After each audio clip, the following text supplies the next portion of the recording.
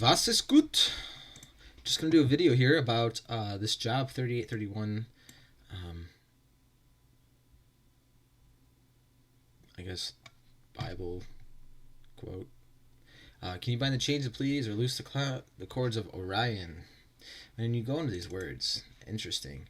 To bind, lead together, to conspire. What does it mean to bind, right? And to confine. To confine, to bound or limit, to restrain within limits, hence to imprison, to shut up, to restrain from escape by force of insurmountable obstacles in the general sense, as to confine horses or cattle. And they also call Orion stupid, a dull-witted person.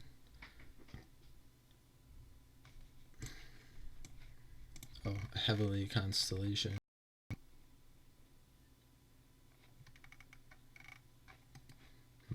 Let's hide our meanings.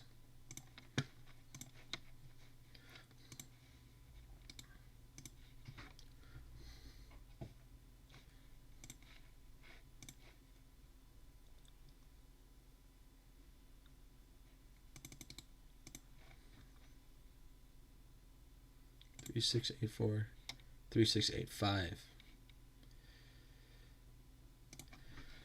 Probably from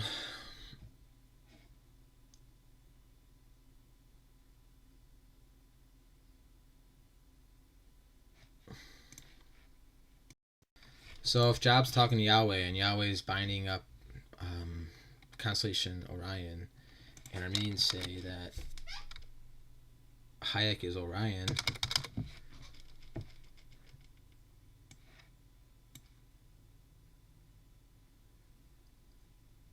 Zeus escapes the Caucasus and eventually defeated the Titans. See, that makes no sense. Regardless, here's the word for Pleiades. Keshar, to bind, lead together, conspire. And the way it's used in Job 39:10. Bind. Binding the Pleiades. Makes me think of that one movie, Stardust.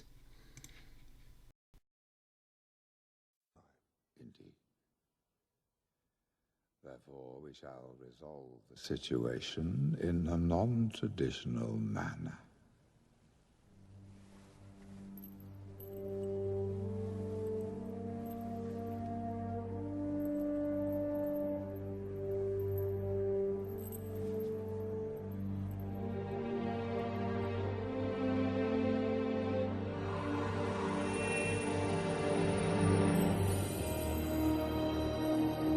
Only he of royal blood can restore the ruby.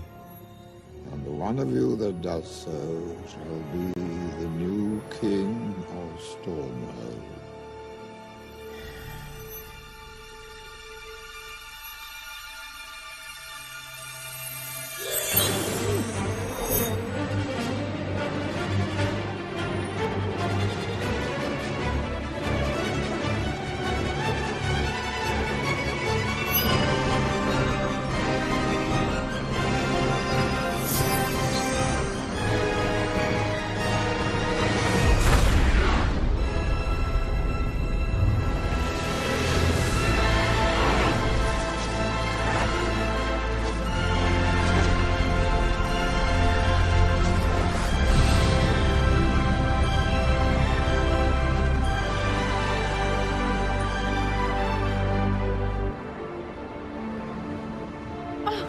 A shooting star.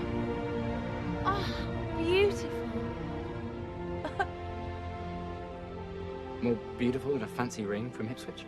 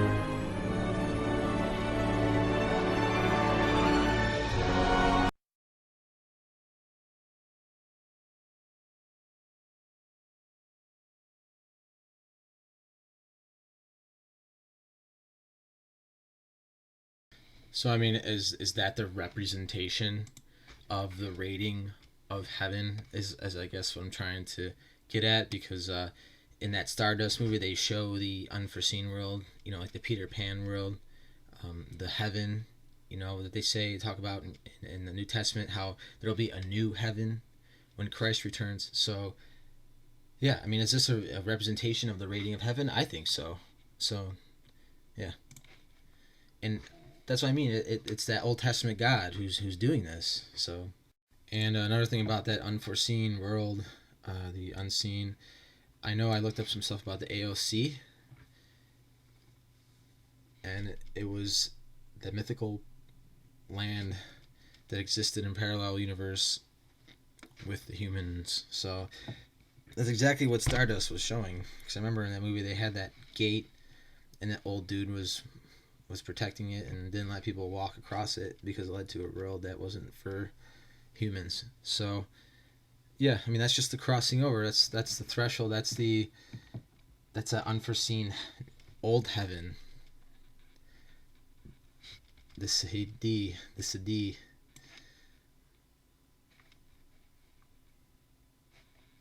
And also in 2 Corinthians 4:18 they say that about the unforeseen world. Let me load it up. So we fix our eyes not on what is seen, but on what is unseen, since what is seen is temporary, but what is unseen is eternal. Like a thought, like a principle. Yeah, I mean, think about that. That is eternal. A memory.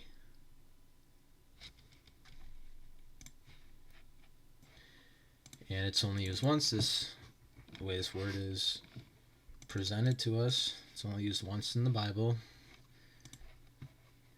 Eternally, forever, everlasting. Isn't that renownship? Like, that reminds me of the hero cults. Here we are, Greek hero cult. Hero cults were one of the most distinctive features of ancient Greek religion. In Homer, Greek hero refers to a man who fought during the Trojan War. By the historic period, however, the word came to mean specifically a dead man, venerated and propitiated at his tomb or at a designated shrine, because his fame during life or his unusual manner of death gave him power to support and protect the living. A hero was more than human but less than a god, and various kinds of supernatural figures came to be assimilated to the class of heroes. Distinction between a hero and a god was less than certain, especially in the case of Hercules, the most prominent but atypical hero. So these Greek hero cults used to venerate dead people in their tombs, and that's kind of happening today with people thinking that Jesus had a tomb and that it's an empty tomb. I mean, it follows the same exact story as Osiris and his transfiguration and his empty tomb. It's like the same story being told over and over again, and people, I don't know. I mean, am I a little bit incorrect with the way I say things? Yes, but I can see that this story is as old as Kemet. Empty tomb. Empty tomb 777. Good old Lester.